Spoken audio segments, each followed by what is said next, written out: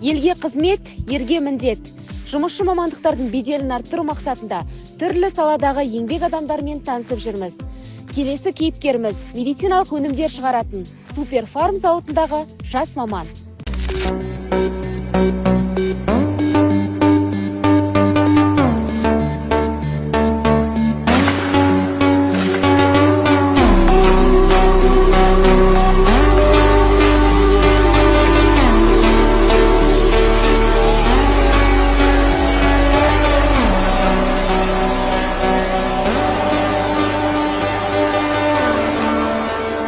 Мен Аманжолов Арман Байыспайұлы, жасым 27-те.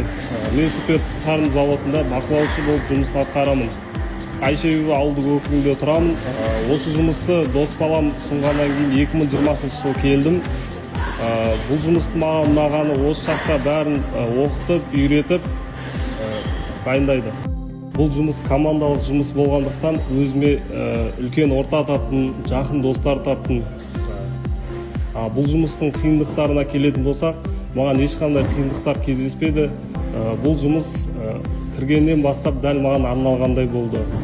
Қазіргі уақытта осы зауытта жұмыс істеп жатқаныма 5 жылдай уақыт болды. Мұнда жұмыс уақыты таңғы 9-дан кешкі сағат 9-ға дейін 2 күн жұмыс, 2 күн демалыс.